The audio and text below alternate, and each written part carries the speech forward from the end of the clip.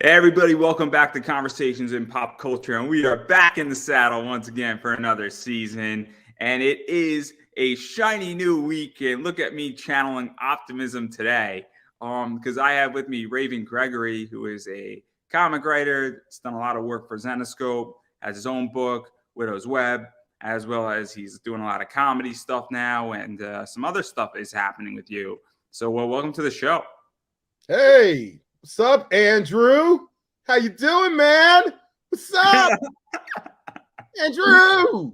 Good to see you again. Yeah. I think this is the second time, if not the third time. It's been a while. Obviously, I've been reading a lot of Zenescope, and you're known for Wonderland and a bunch of other stuff. And yeah, so you've been busy and doing a lot of stuff. And let's just catch everybody up on who you are. Well, I am the guy on the other side of whatever screen you're looking at right now with green fucking hair, smoking something that's obviously not marijuana because that would keep us from being monetized on YouTube. So it's not marijuana. This is actually something that's legal here in Arizona. That's what this is. I'm Raven Gregory. I am the writer and creator of many of your favorite comic books. If you're actually watching this, I can't imagine why you'd be watching this unless you're just like, they're like at home just jerking off to Andrew's face. They're just like that big fan. Like Andrew has an OnlyFans page and people are just tuning in to be like, I wonder if he's going to show his nipple this time, that kind of thing. Like, so either you're aware of who I am and you follow my work and you're tuning in, or you're just jerking off to Andrew, waiting for him. Lick your lips, Andrew. Give him something to talk about. Yeah, it is. There it is. So, yeah, I write comic books. I'm a writer. I do comedy. I hang out with Andrew sometimes. And yeah.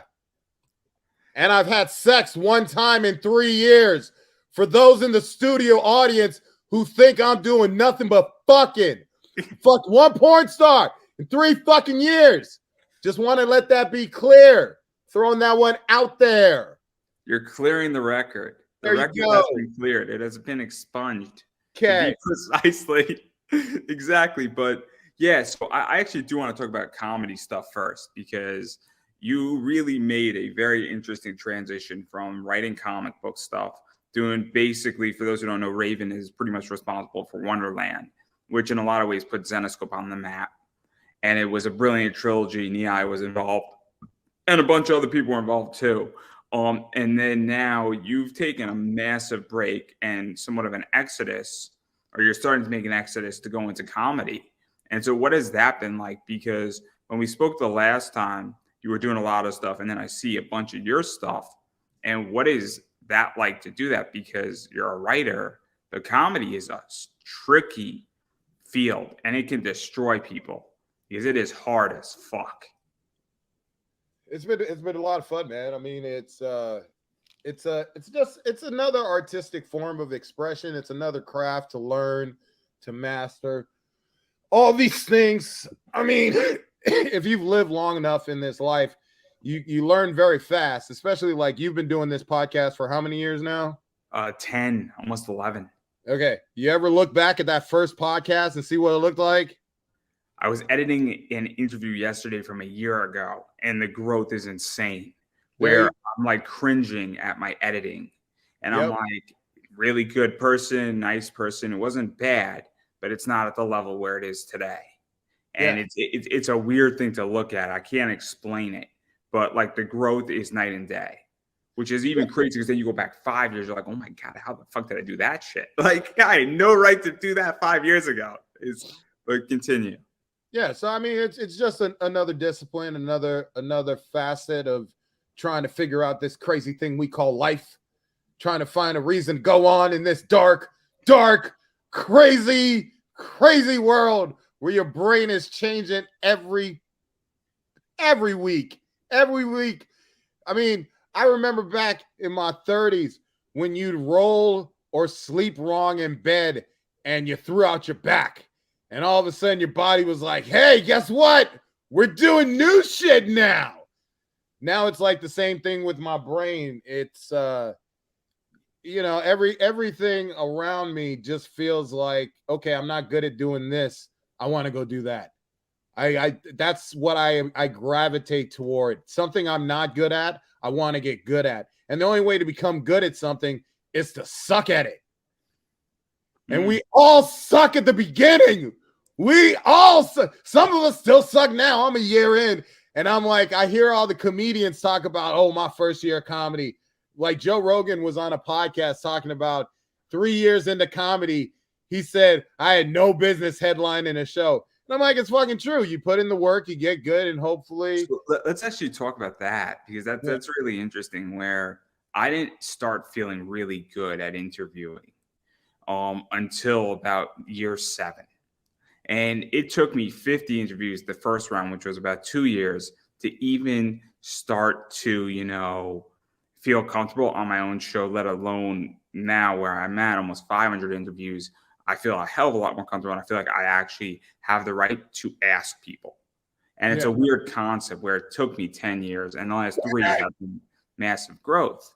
And so what is that like? Because obviously you go to an open mic night, or you're at a comedy club, and you go up, and then now as you're getting more and more progressive at it and better, I mean, do you feel more emboldened to tell more, I guess, offensive jokes, for lack of a better word? It's the material. The material is formulated the same way comic book stories are. You get something on your mind, something you feel the need you need to express, and then that's what comes to the surface. It's just like with particular stories that are written and are produced, they begin somewhere, but something about that story has to come out of the creative individual. So comedy is much more,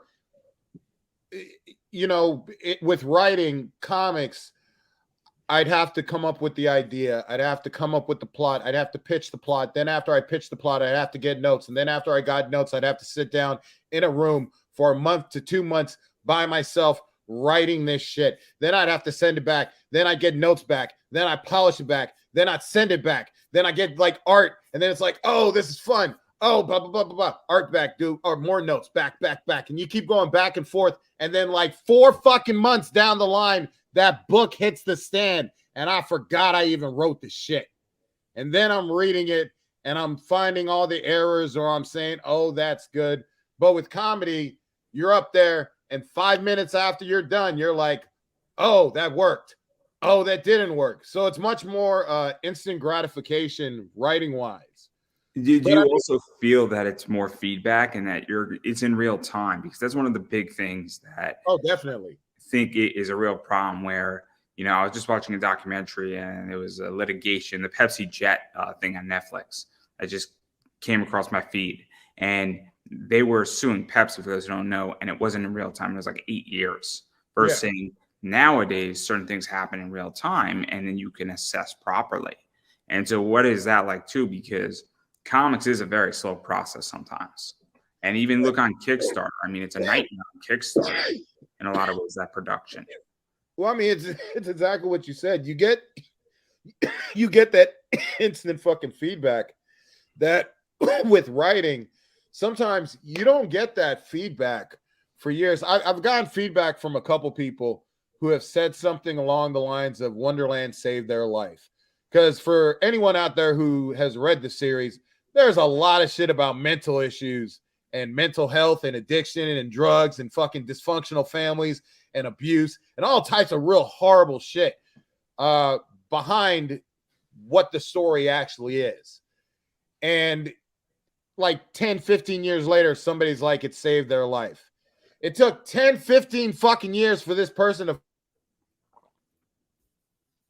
on them. That's delayed fucking feedback like a motherfucker. But with comedy, it's like if they're laughing, if they're hitting. But I mean, that goes back to something that you said earlier. It goes back to when you were talking about how there was so much growth between where you started and where you are now. A lot of this shit, whether it be comedy, whether it be a podcast, whether it be writing, there's something about mastering the art of a conversation. A lot of people are just waiting for their turn to talk, or they have bullet points in their head. They're not sitting there saying, I have not once stopped staring at your Dragon Ball Z t-shirt thinking It should have been what's his name, Bruto, Brody, bro. Who's the motherfucker with the green hair? And Broly.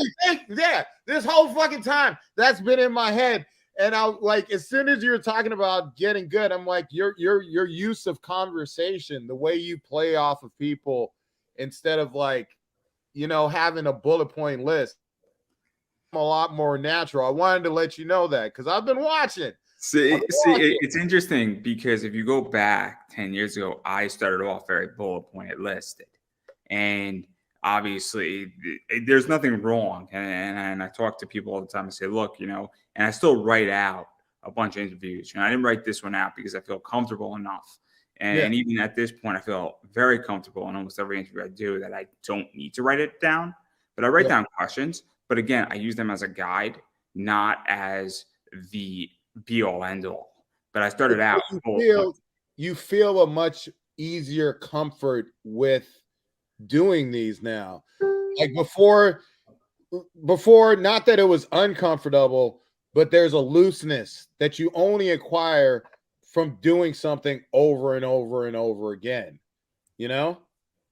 Yeah, and even like, still, can you feel that in all your podcasts now? Like it's not as heavy as it used to be. I would say 98%. There's a 2% that scare the shit out of me, to be honest. Who scares you? Who scared the shit out of you, Andrew? Be honest. I mean, so I'll give an example. I got to interview the voice of Lin Minmay from Robotech. That was a very scary interview because I love Robotech.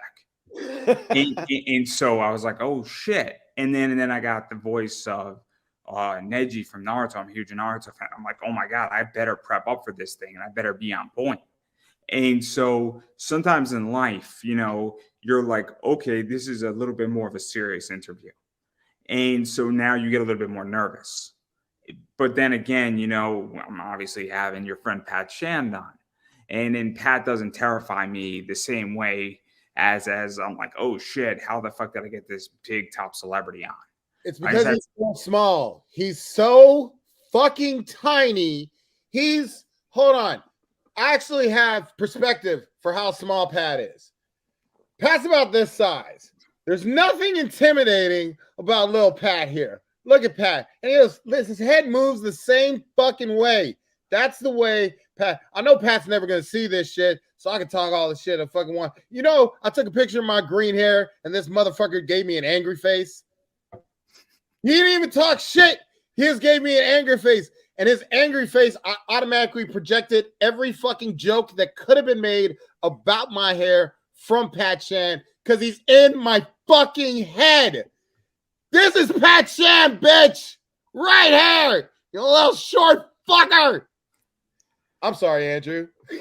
You brought up the demon's name. It's all right. It's all right. We can go to a prison and we can determine which one. Anyhow. Tom, I know. Tom, I'm going through a midlife crisis every day of the fucking week. I'm just changing this shit up like fucking, I'm sick and tired of my avatar. And I have to change the fucking Pokemon hair on this shit. That's what it is. Well, we know you're on the 4th gym. It's all right.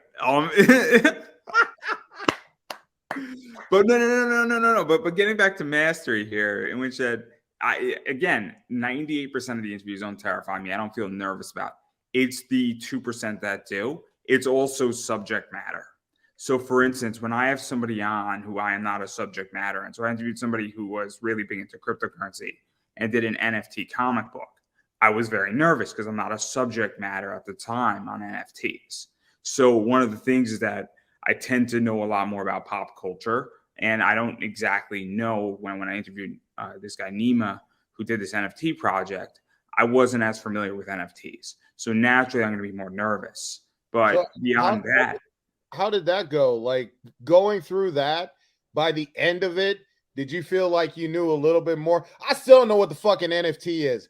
It sounds like they're just selling the idea of a picture that you own. So I'm just like, hey, Andrew, take a picture of my hand. You own this picture of my hand for perpetuity. what was cool is that, so I did some homework on it, that interview, and then what wound up happening is that obviously we spoke about the comic, and I read the comic, but then we're speaking about the application use, and it was fascinating, and I was asking a lot of questions, and I obviously put in about 7 to 8 hours worth of research on that interview. Right. Which is one of the most longest interview times I had on an interview in recent years for that reason. But even still, I was nervous. But it was a very good interview, and I know a lot more out of it. And it was good because I was asking questions, and even Joe Rogan, and anybody watches Joe Rogan doesn't know everything, and when he doesn't know something, he asks a lot of questions about it. Yeah, yeah. And And I also, mean, just so you know, Andrew, I invested at least 8.5 minutes rolling and grinding these 2 blunts so that I would be properly prepared for this interview, because you matter to me, sir. You are worth those 8.5 minutes. It was probably more like 5 every single time, good sir, because I wanted to be ready for you. I wanted to be properly prepared to adequately. I invested no time in this interview. You said 7 hours? 7 hours, dude. You were like you were going hard in the paint, getting ready for that shit. No, it was important. I'm not going to show up to an interview unprepared. I mean, I'm being interviewed tomorrow. I'm prepared. I mean, it's about me. I'm being interviewed about financial stuff, but I'm going to be prepared. I have an actual thought process of what the guy wants, and I'm going to give it. And I'm not bullet pointing it out, but I know where we need to be in that interview. I know what his audience needs because I do my homework. Whenever I go on a show or whenever I'm interviewing somebody, I look up who I'm speaking to. It's such a problem right now in our society is that nobody knows who the fuck they're talking to anymore. I've been on school. What? Here's an interesting question, Andrew. I mean, not saying any names. We're not picking on anybody, people. We're not making enemies. There's enough of those out there in the world today. But have you ever interviewed somebody that you just did not fucking like? Like the interview went off the rails and you were just like, dude, not even that. Not even that. No. Not that it went off the rails. I've had a guest who showed up and they were so monotone that I'm like, what the fuck? Like they showed up and they viewed it as a chore versus being here when my show is almost exclusively invitation now. Yeah. And I'm like, what the fuck? I found it disrespectful, to be honest. I don't have a problem with an interview going a different direction. That's happened before with people. And I'm like, cool. But they were happy to be there. When somebody's not happy to be on an interview, then I have a problem because there's a million people I could hit up to interview. And you don't have to be here if you don't want to, or if you're not going to be lively. And it's a complicated question. What is the relationship between guest and host? And that's a serious, complicated question, I feel. But I don't care if an interview goes off the rail. That's not the problem. Yeah. That's never the problem. The problem is that when somebody's like, they're so monotone and they're speaking like this the entire time and their face is like this for 45 minutes.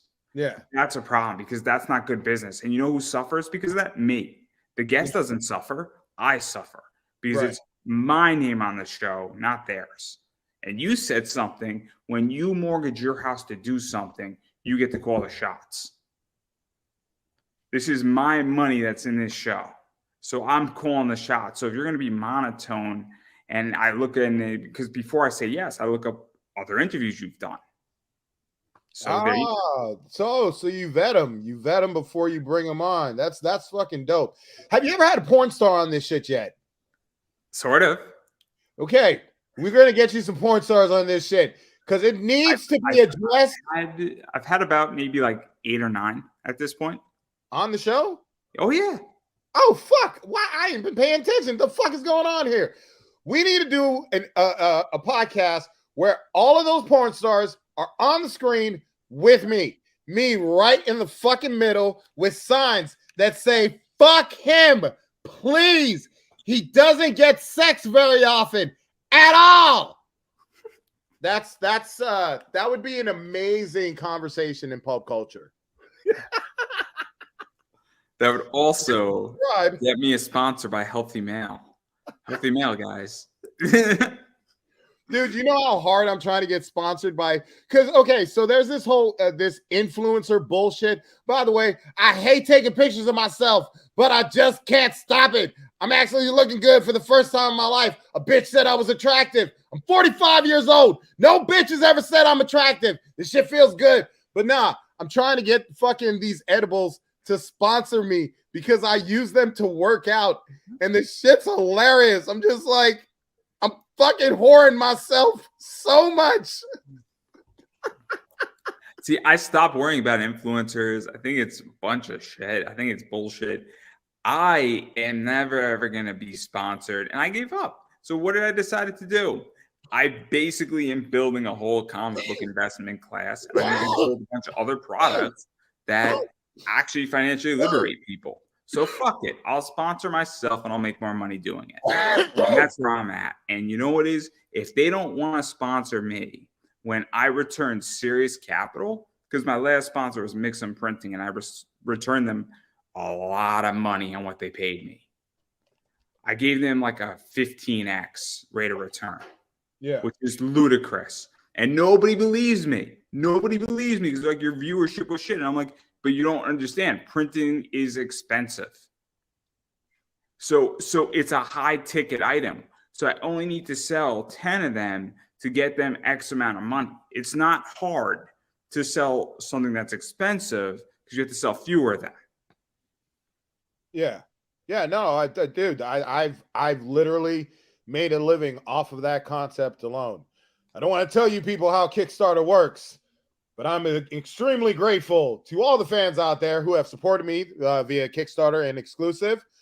We're not going to talk about how much those books actually cost to print because it's very minute, motherfuckers.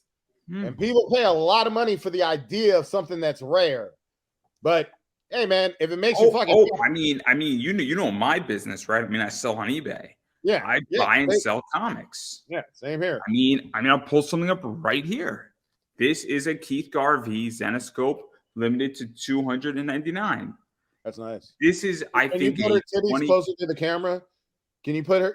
It's very important that her titties be like, no, that's too far away. Let me bring those titties over here. Damn it, Andrew. Why are you trying to keep the titties from the people? He's like, no, they're going to screen capture it. Then they don't have to buy it. Fuck those motherfuckers. No, I feel... No. But that book was like $25, right? It did not cost Zenescope $25 to print that book.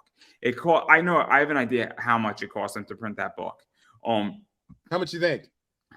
All said and done, I think it's like $350 a book on $299 with the art. If you were to divide the art and the cover across 299 books, which is how you actually need to calculate it, because in order to truly calculate the value of a book and how much it costs, it's page count divided out how much those pages cost, the cover art, and then total number of books printed. There's a formula for this. You look perplexed. Did you want me to explain it to you in a different way? No, I know the concept of the formula, but the creative in me rebels against the idea of such things. But I understand. I understand the business aspect of it. There's two things. There's two things. There's value, and then there's actual cost of production. Those two things. Like, for example, somebody pointed out to me the other day that, okay, if I am getting paid $2,000 to write a comic book, and I write that comic book in 3 days, that means that I'm capable of making $2,000 in 3 days. If I take that same comic book and it takes me a month to write that book, that means I've made $2,000 in 30 days. And if I broke that down into an hourly rate, I basically make the same money I made working at McDonald's because I work all the fucking time. Even when I'm not working, my brain is somewhere working. So you're constantly on the clock. That's what I meant about how the creative mind rebels against the sense that a book that costs 30 cents to print. By the way, kids, when I first got into the comic book game, if you printed 10,000 units, it cost 20 cents per book. Cost. So But then you have what you were saying about if you cost $10,000 to do the production of the book, you got to take that into consideration. Rent for the building where you're operating of, all those costs. Like many creative people do not have the business acumen to apply a formula to their structure of how they conduct themselves businessly, because we're caught up in the passion of this shit. There's a saying where it's my biggest pet peeve is that a lot of people hire a Kickstarter manager or a marketer for Kickstarters, but you also need to hire a business manager. You know, rich people, what they do, and like people in Hollywood, is that they have a business manager. The business manager is involved in them buying a house or buying multiple properties and all their business investments, because that person has acumen and knowledge in different areas that helps them financially plan what they're doing. And I don't see how, if you're on Kickstarter, if you're serious and you want to run this as a business, you either need to get really good at business, or you need to hire somebody, or you need to find a partner who's very good at this, because that partnership is going to be worth way more in the long run if it's the right partner on the business side of things. Plus, you know what is? Do you really want to bog yourself down if you're creative with the business side? You know, I'll use a perfect example. It's going to get you and me in trouble. The Daily Wire is an excellent example of this. Jeremy Boring and Ben Shapiro own the Daily Wire. Jeremy Boring is not an on-screen talent. He is the business side of everything. That doesn't mean that Ben, the other owner, isn't important, but Jeremy is the COO and CEO of that company, and he's running the business operations. He's not running the on-screen talent side of the business. And there's a reason why, and it works as a beautiful partnership, because you have one person devoted who's very good at a particular skill set that basically is a $150 million company. So, I mean, I don't know, and hopefully everybody can be an adult here and realize that we're not talking politics, but we're talking business. Yes, kids, we're talking business. For those of you still paying attention to this story, we talk about some weird shit. We talked about pussy and porn stars. We talked about business. We talked about the acumen of learning through the process of sucking. I just would like you to know, welcome to Conversations in Pop Culture. Andrew Davis, Andrew Davis, look at him. It's fucking amazing. All of it. No. It's a very interesting conversation, and it's super interesting. But again, you know, I have a business mindset, and this is why I haven't produced the book. Like, I have such a hard time wanting to produce a book because I have so much shit going on, and I'm like too wrapped up, and like I need a partner because I have an idea, but I've also never written a comic. And I don't even know where to start. And like, it sounds crazy because I read comics, I know so many people, but I'm like, where do you even fucking start? Like I'm so trapped in that position. You know here's the utterly insane shit about this conversation. This is the fucking wildest fucking shit about this particular conversation that everybody fucking has in every question in life. They're like, I don't even know where to begin, how to start, I really want to become an artist, or I really want to become a porn star, or I really want to become an astronaut. All these things, or I really want to figure out how to fix this door that won't fucking close properly. All the answers are on the internet. All you have to do is, how do I become a comic book? There's literally, and then there's Amazon, which has books written that have all the answers. Even though the fucked up thing is, until you actually do whatever you're doing, you don't fucking learn what you need to learn until you start doing. But all the answers are like right fucking there. Somebody asked me the other day, how do I find an artist? I'm like, type in, how do I find an artist? Please close the door. I'm in a podcast. Bye. No,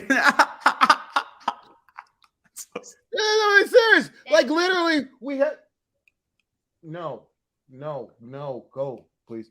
Like, it's insane that We have this amazing God-given creation that lets us watch porn whenever we want, but at no time when we're just like, you know how weird it was when it was like, okay, so how do I fix a shower head? And you Google it on YouTube and your brain instantly says, I don't want to know how to do this.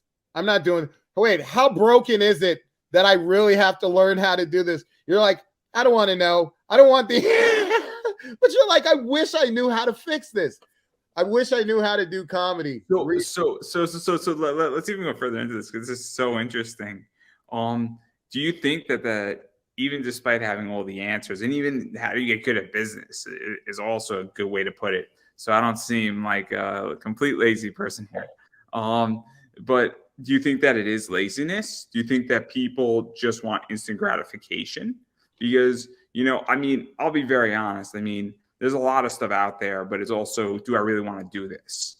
Because I'll be honest, writing a comic seems really hard. Producing a comic seems really hard.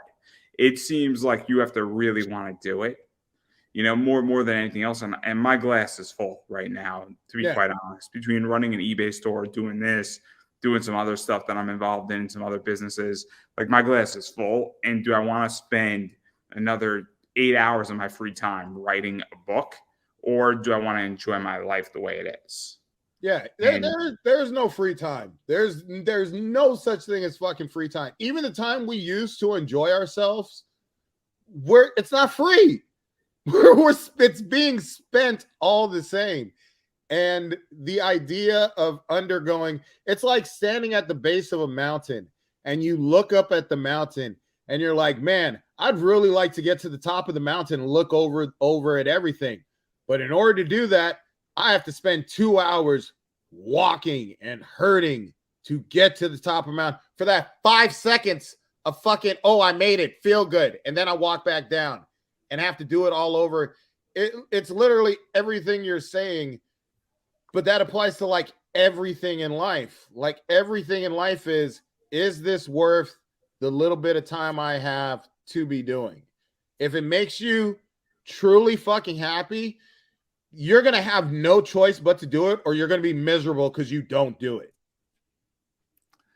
I mean, I'm very happy running my eBay business. I'm happy selling comic books. I love selling comic books. And that's the whole thing, is that's where I guess I'm at more than anything else, is that do I really want to do that, or do I have the desire to do it at the moment? Because right now, that's where I'm at, is I don't think the itch is there to that extent, versus because I think that's really what comics are for a lot of people, is that they're like, I need to do this. Yeah. Yeah. Watch this one, Andrew. I'm completely happy with being single. I'm okay with not getting pussy all the time. I'm spending my time wisely.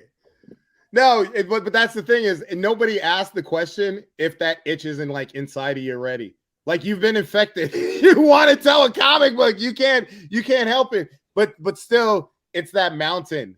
It's just that fucking mountain looking at it. It's also trickier for me because it's also financials.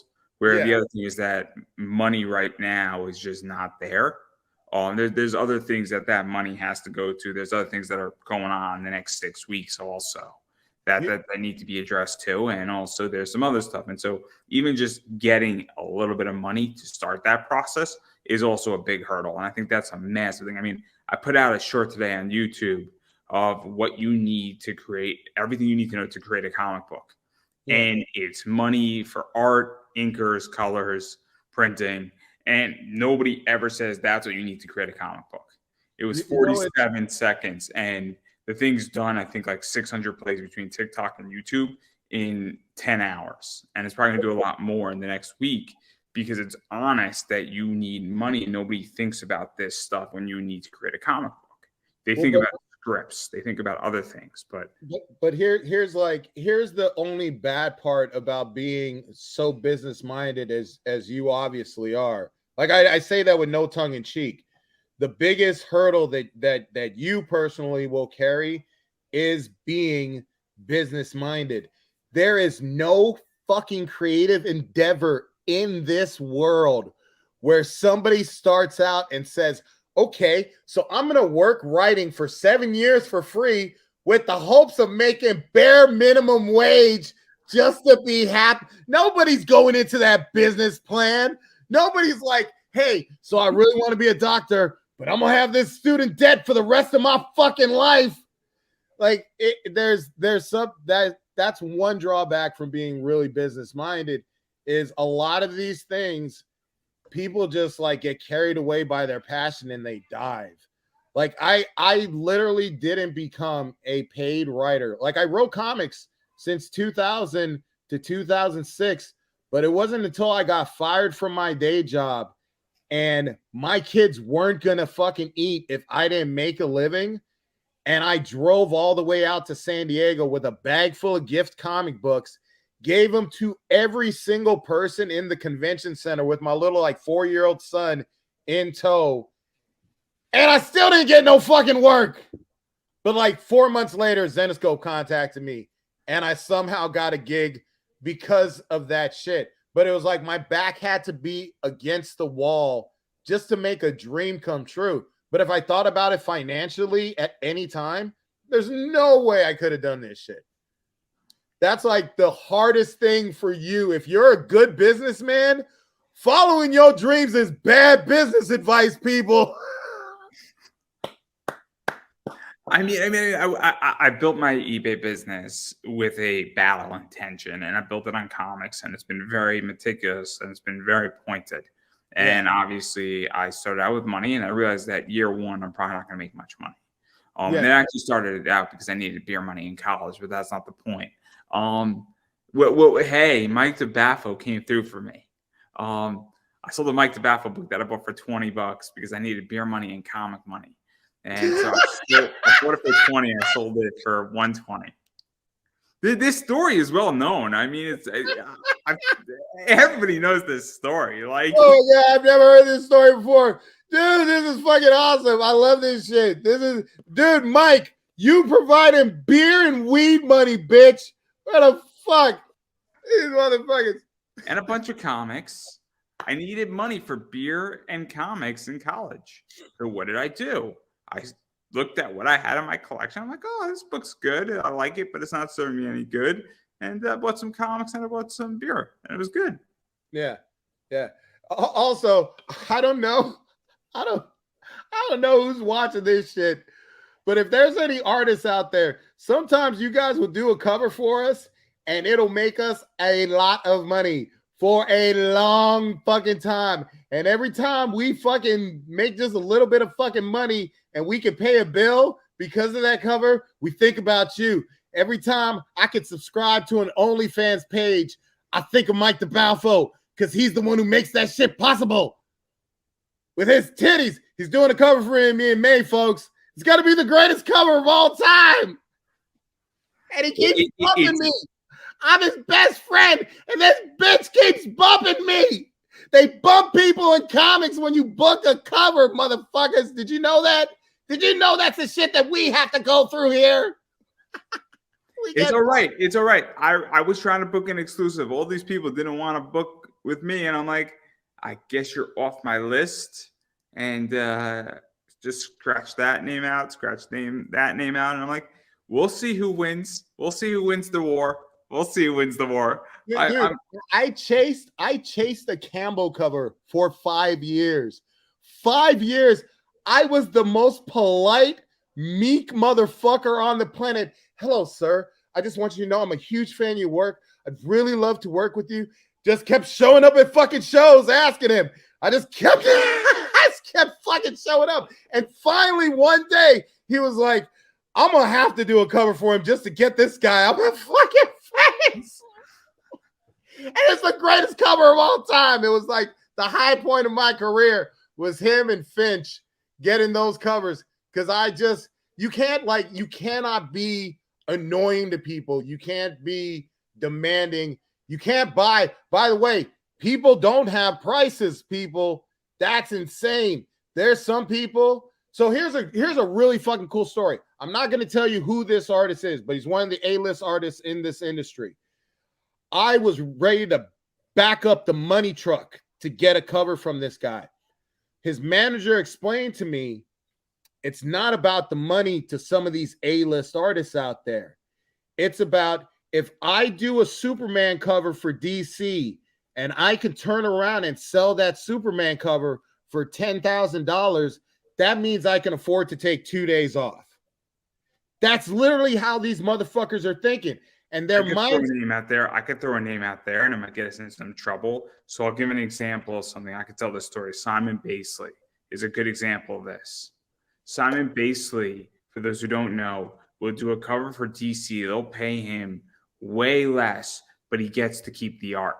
He then sells the art for $15,000 to $20,000.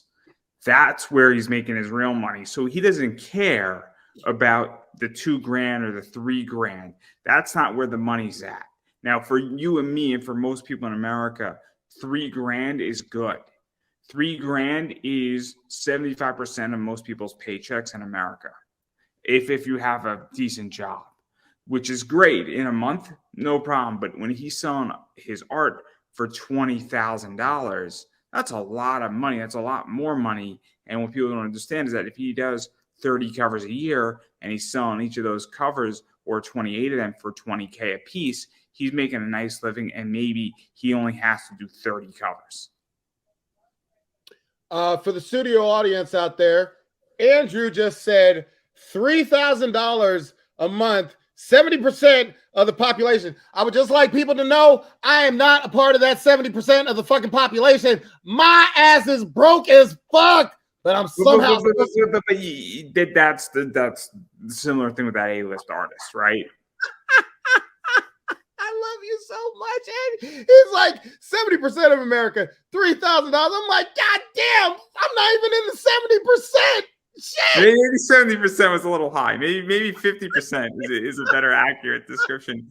But the point remains the same. The point remains the same. Where it's literally they understand that it really, in the long scheme of everything, it's not about money. It's about time. You'll eventually get to a point where you value your time so much that you understand that's what the money's really for. What are you willing to sacrifice for your time? So I stopped taking it personal when these artists would say they wouldn't do a cover for me, because they can only do so many covers a year with so much time. They have friends, they have passion projects they want to do. But if you're nice and you just approach these people on a regular basis, over time, eventually, sometimes you get lucky. Either that or secretly everybody who's ever worked with me who's an A-list artist wants to fuck me.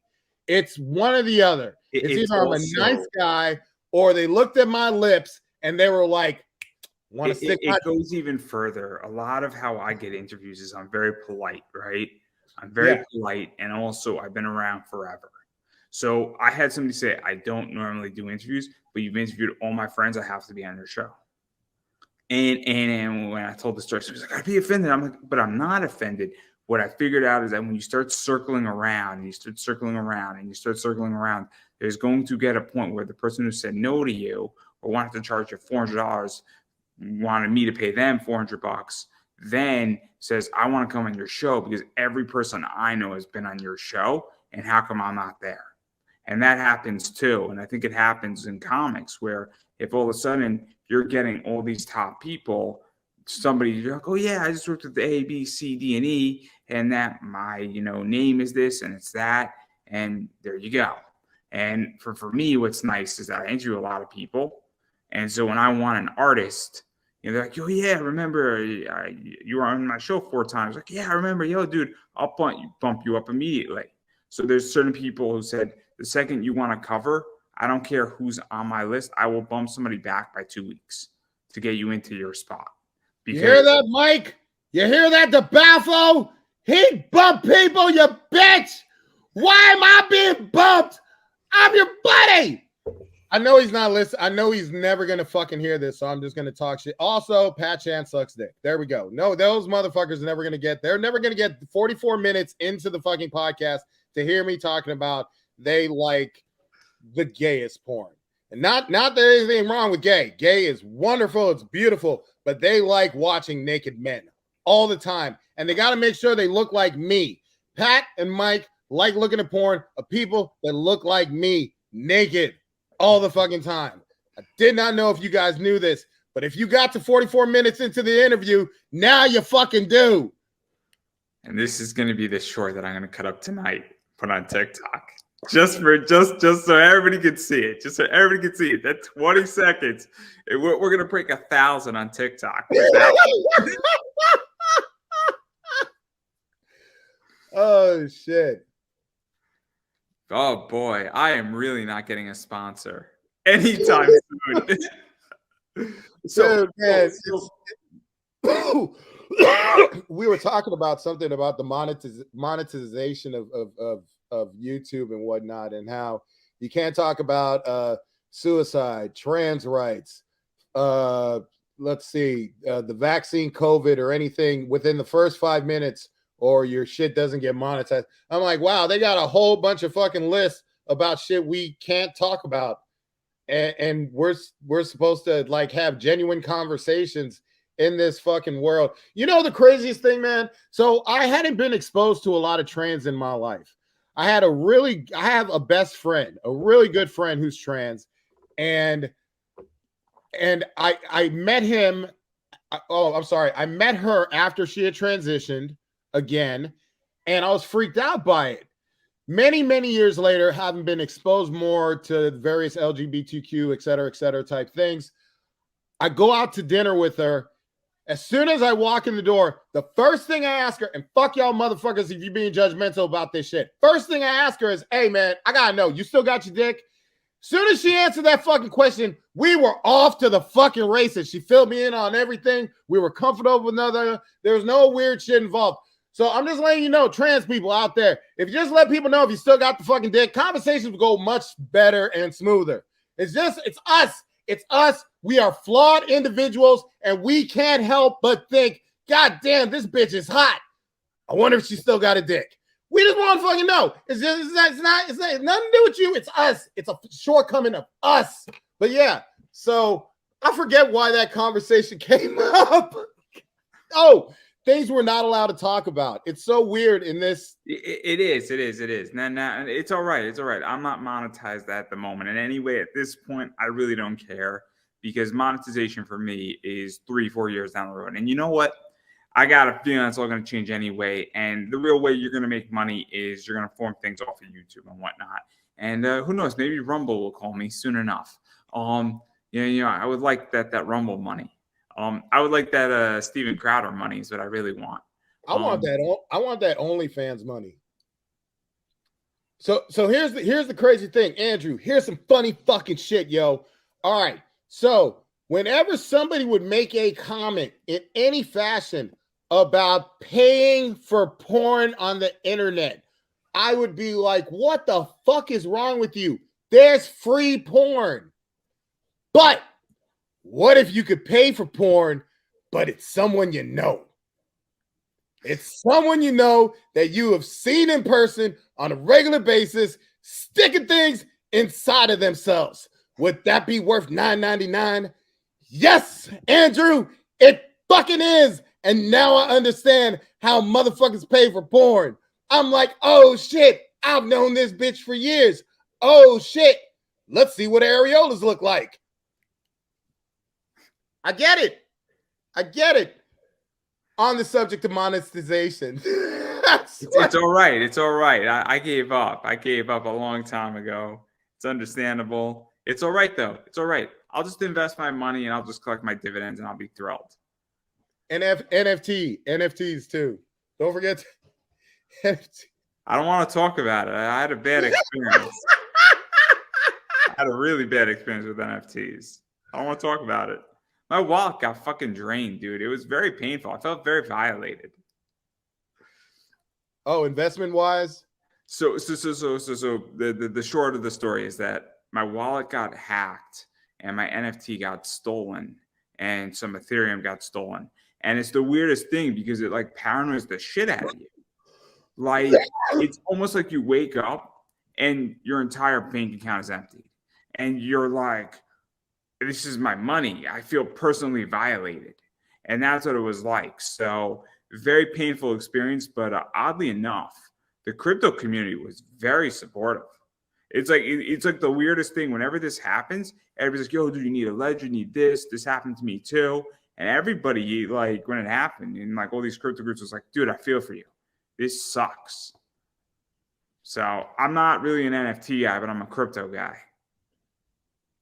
This is the only time in my life I have been so happy that I've been so broke that I cannot relate and feel your pain of waking up to fucking the support of the cryptocurrency community was there for you. And I'm like, No. You said crypto, my brain didn't want to process what you were saying. Just like, it's like there are words, NFT, the cloud, and fucking cryptocurrency. Your brain goes, hey. I'm a unique breed. So let me actually ask you a legit question, because you have comic book experience. I don't think cryptocurrencies mend well with comic books. I don't think NFTs mend well with comic books. And I don't think it's a technology problem. I think it's that the audience doesn't understand that. I really think that people in comics don't understand. And I was advising somebody and they were paying me some money and they wanted to launch an NFT with their comic book. And I said, does your audience understand this? And they're like, I don't know. And I said, do you understand it? And they're like, because I was like talking about ledgers and other things relating to it, and they didn't understand it. I'm like, so you can't launch it. So I'm curious your thoughts on that, because, and I'm probably going to ask a bunch of people actually this, because it's such an interesting position where I feel some people in comics want it, but it's a minority versus the majority. Man, we were trying to, this is like, since I've been in the game, we've been trying to explain to motherfuckers to order from their local comic book shop to put a book on reserve for years. The concept of, hey, can you add this subscription to my pull list? 90% of the people who buy comics do not fucking do that shit. You know how I know that shit? Because I don't do that shit either. I just go in there randomly and grab books off the shelf all willy-nilly and not giving a fuck. And like, every once in a while, there's one or two on my pull list. Just like, fuck, you see something you like, you grab it off the shelf. So like trying to explain to a niche community about, and I could be wrong. I mean, motherfuckers get their shit graded and sell their books for thousands of dollars, and I still haven't wrapped my head around that shit. Like 9.9 selling for fucking grands, and it's like fucking anyway. But yeah, trying to teach a niche community about an even further niche sounds like the biggest waste of time that I would be happy to do, as long as they are willing to pay excessive amounts of money for that time. Like, you ever do that shit, Andrew, where it's like, you know what? I don't want to do this. I usually charge $20 to do this, but I'll charge you $100 because I really don't want to do this. And they do it. If I don't want to interview somebody and they really need an interview, what I'll say is it's $30. Yeah. And if they're willing to pay, I'm like, cool. Or if I know that they paid a bunch of other people, I'm going to demand the same amount of money, because I'm not going to be treated any differently than anybody else. You know, if I know that you've paid a marketer $300 in a month, and then you come and ask me on my show, you should expect to say, hey, I know you paid a marketer who is trying to book you on shows. I expect that to get a cut of that. And if they don't want to do that, that's fine, but they have to understand why that's occurring, because I'm not the last run at the litter. It's different when I solicit versus being solicited, if that makes any sense. Oh, no, I know what you mean. But if somebody wanted me to explain cryptocurrencies or investment stuff or stock investing, and I really didn't want to do it, or I didn't like them, I might charge them more money, because it's my time. Yeah. So yeah, I mean, look, it's literally once you get it takes so fucking long to. I mean, think about all the time you've wasted in your life. It takes so fucking long to like internalize how valuable time is. It's even more complicated. So I am a very good investor, and I've been that way for the last 10 years. I've had good mentors in that sector, and I do very well. I mean, I'm on a financial podcast tomorrow talking about how to take distributions out of your business and how to invest it properly so that, you set yourself up for success. For private consulting, I charge a good amount of money per hour. Right. Because I build perpetuity machines in businesses where I build businesses that then self-fund themselves. My eBay business is a self-funding machine that allows me to take a distribution. I just did it again, literally 3 weeks ago in bonds. I'm doing it with cryptocurrencies. I do it with my stocks. So for me to teach somebody that, I'm going to charge you a good amount of money. It's not whether I like you or I don't. It's that I have a very interesting expertise. And if you want me to teach you about accessibility and digital accessibility, I'm also going to charge you a good amount of money because I have an expertise in that area. It has nothing to do with liking or not liking. It's just that my time is worth more money. And also, I'm going to make you a better person because what I was saying is if not like a person, I don't work with anybody I don't like at all. I like everybody. I don't work with anybody I don't like. But if I don't like an idea or a story, or it's written in a style that I don't particularly take to, I'll charge an excessive amount more because I know it's gonna eat up more of who you are as a person. Like if I write something for Hollywood and somebody says something like, "We want something like The Grudge," I don't look at that as a personal challenge of creative growth. I look at that as I understand the Hollywood mentality of, we want this cookie cutter. This is what is currently hot. Give us this flavor. And that doesn't feed me. So I'll ask a lot for that shit. I get that. I'm already charging a lot of money anyhow. It has nothing to do with emotion. What it has to do with is that my time is valued at X because every hour that I'm spending teaching you is an hour away from research, or it's an hour away from me enjoying my Saturday. And I take 2 days off a week. I take less than that. I take Thursday nights off. And from working on my company where I don't do anything. I get home at 7:00 on a Thursday and I don't do anything. I pour myself a drink and I watch wrestling, or I watch anime, or I play video games, and I don't think about my job in any fashion. Dude, what you think of the Royal Rumble? I thought the women's Royal Rumble was better than the men's. You know what's, here's the crazy thing. Cody Rhodes came out, I fucking cried. Emotionally, it fucking got me. Everything else about that shit was just like, Yeah, I enjoyed Booker T. I thought that was nice because it was in Texas, so they had to do it. But there was nothing surprising. I thought Otis, Brock Lesnar thing. Yeah, that was cool too. That was fucking. You didn't see that coming. You didn't see that shit coming. That was surprising as fuck. That was cool. That was cool. He was in and out. Like nobody saw that shit coming. It was like I never that dude. I will give Brock this. You know he's involved with his booking. You know he has say so in it. The fact that motherfucker was like, yeah, let Goldberg spear me and pin me in 3 seconds and surprise the audience like a Mike Tyson fight. Remember the Mike Tyson fights where it was like you could have paid $300 for a ticket and it's over in 5 seconds? That's genius fucking booking. I could never have seen him being like, all right, he's going to just take me right out. I'm like, oh, man, like kudos. I forgot about that. No. I thought. And Kofi fucked up. Finally. He's never fucked up before. He's never fucked up.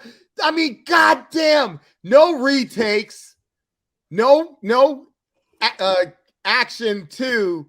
He's nailed it every single time. For the first time, he didn't hit it. That was actually cool, Royal Rumble. But like the story-wise, did nothing for me.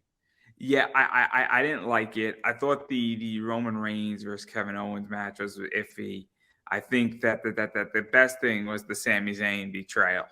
Oh, that was so fucking good. It was I'm that guy on the internet acting way too excited about a fictional sport with men in no clothes, just going like, it was so fucking good. Oh my God, I loved it so much. God damn it, dude. When he wouldn't hit him, you were like this. You were like, oh, it's happening.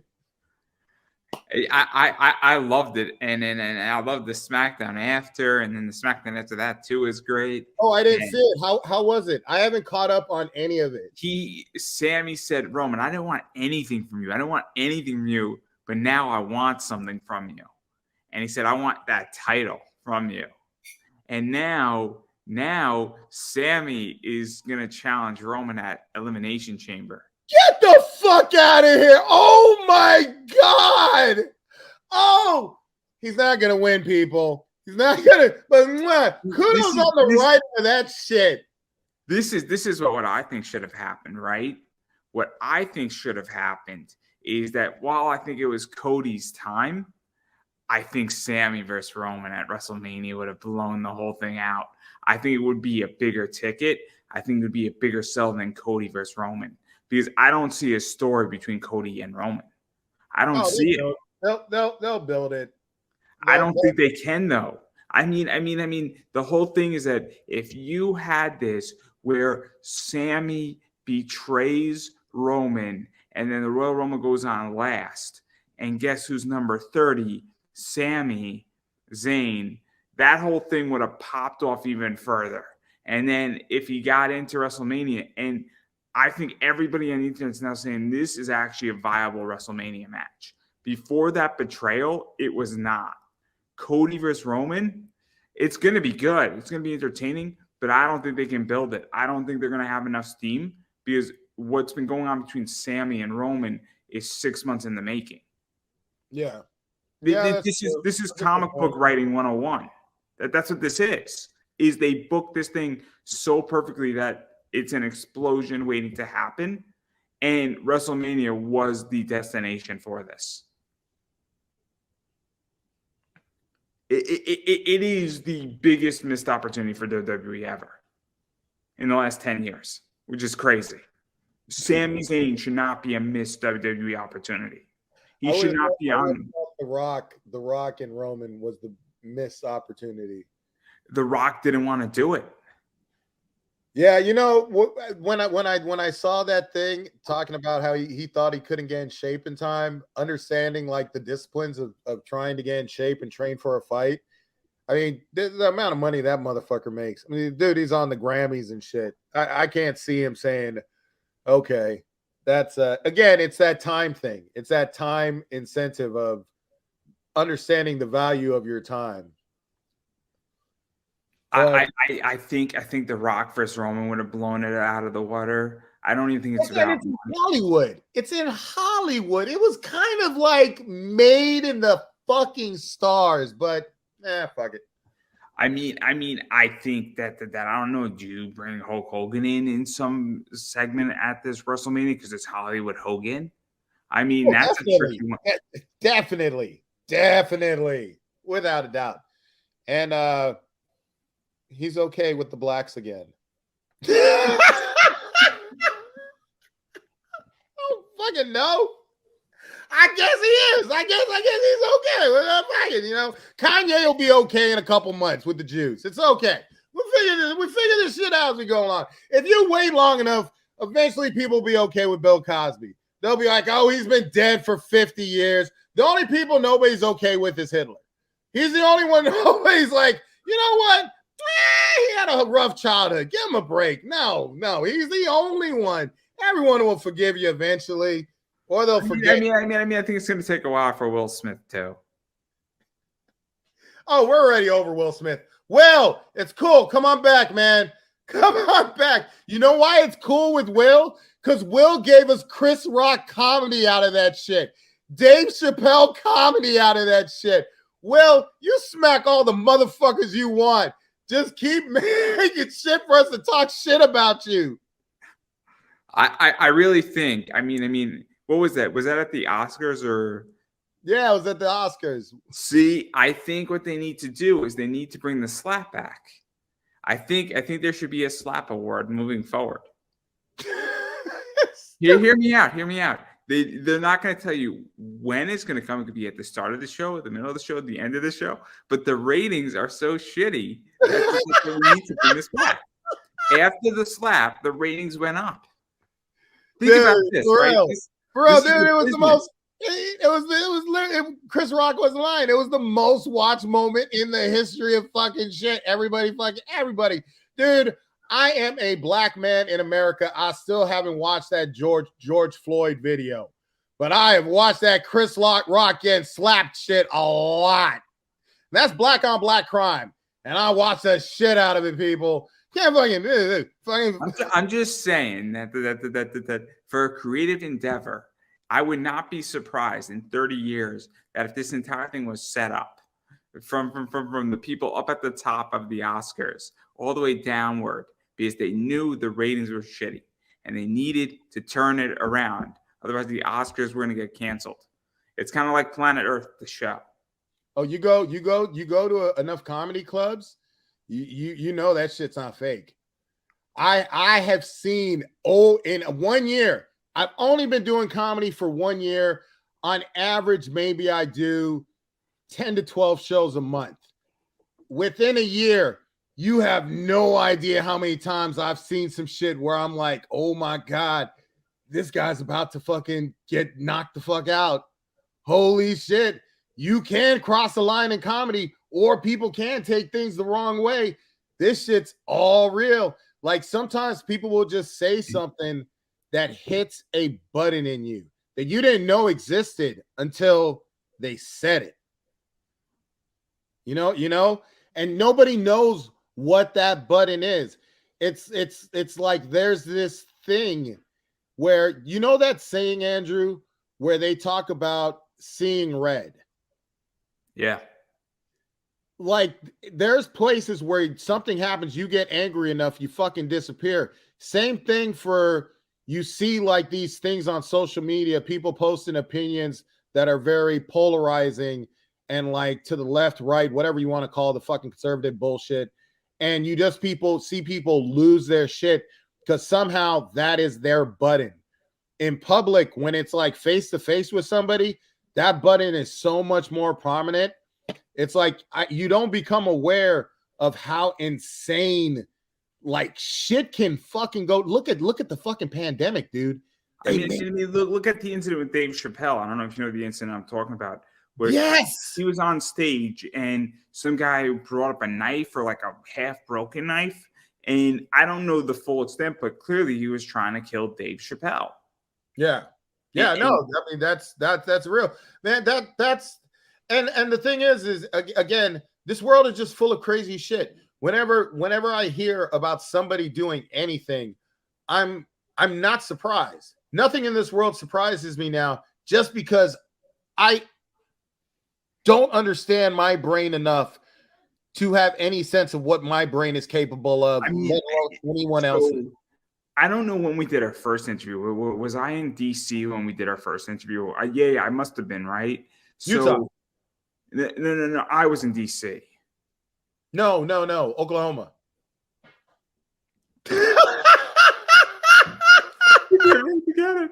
I smoked so much weed, and you're like, you remember when I was in Washington, D.C.? No. I'm trying to get to a point. So the first time you and me did an interview, I was living in D.C. Yeah. My neighbor next to me was mentally compromised, is the nicest way to put it. Yeah. So I didn't think she was going to stab me or kill me, but she didn't like her neighbors on the other side. And so like she calls the police and she greets them downstairs. There's a male officer and a female officer. I'm picking up my mail. And I just looked at the female officer. I'm like, just no. Like, I don't want anything to do with this.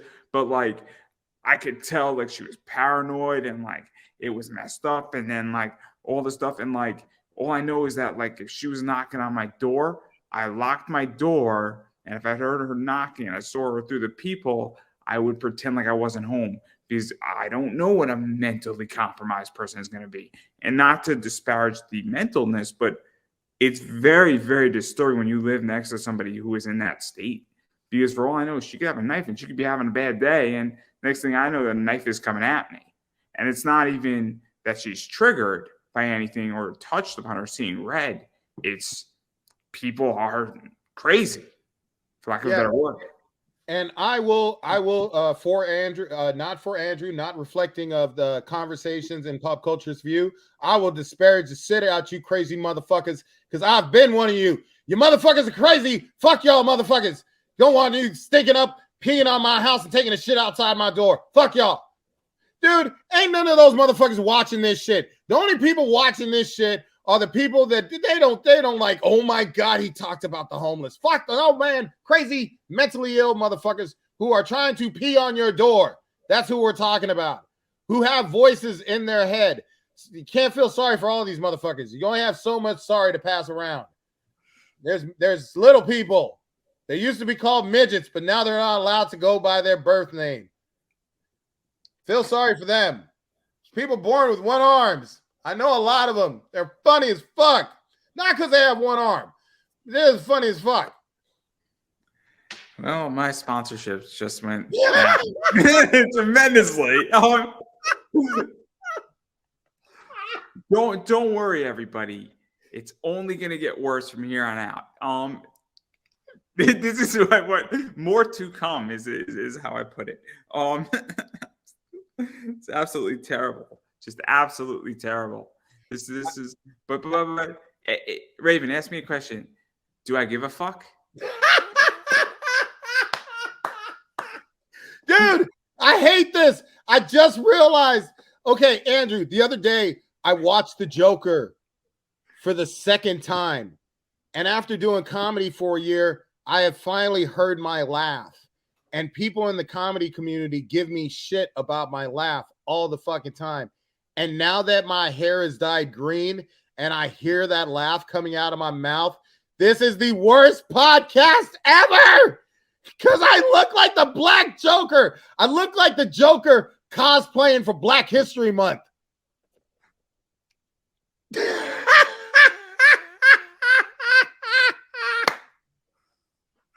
Well, I think that might be the best place to end right there, because I don't have an answer for that, but I do want to give you a chance to promote yourself.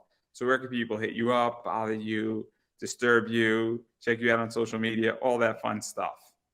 You can find me on Facebook, because I guess I'm old and I'm not hip.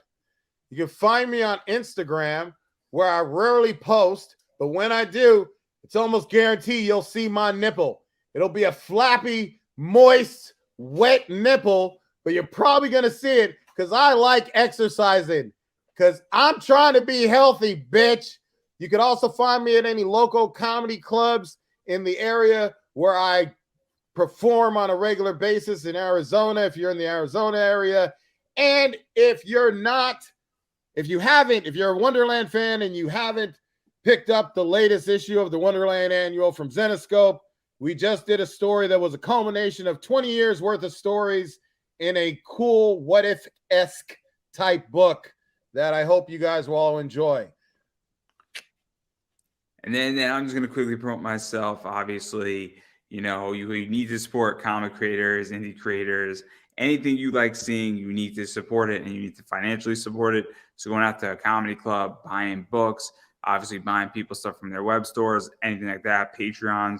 When you run a Kickstarter, obviously you need to support Raven's work when he runs one of those things, or if he just goes direct to market, however he does it. So that's a big deal. And then as far as I'm concerned, obviously me on social media, it's Pop Anime Comics on Twitter, Pop Anime Comics on Instagram, Pop Anime Comics on Facebook. If you can find my TikTok, be my guest. Got a lot of cool stuff coming out there. And I am doing a lot of cool shorts on YouTube. So that is Pop Anime Comics. And a lot of this stuff is on YouTube. So you can check it out there. And I do have a t-shirt on Redbubble. And I do have a comic book investing class coming. So if you want to learn how to invest in comic books, and can't tell you how much money you're going to make, but you will get educated. That's the only guarantee I can say. You'll get some form of education. But my goal is to keep it $40 for about 20 hours worth of my time. So it's a long class and it gives you the basics. So I think it's a fair trade. It's not ultra expensive, but if you'd like to do that, it's probably going to be on Udemy, and I am re-recording that as soon as I get some time because the first round did not go well. But yeah, so I appreciate everybody checking out social media. Subscribe on YouTube. I am 6 away from 500, guys. I would like to get 500 subscribers by the end of February. It's a goal. I am 6 away, and so that's everything I have. And I am going to give you the final word. Pussy, I don't get enough of it. I want that to be apparently clear to the studio audience and the viewing public. I do not get pussy very often. I'd very much like to change that for 2023. I'm Raven Gregory. It's been a blast. That's a wrap, everybody.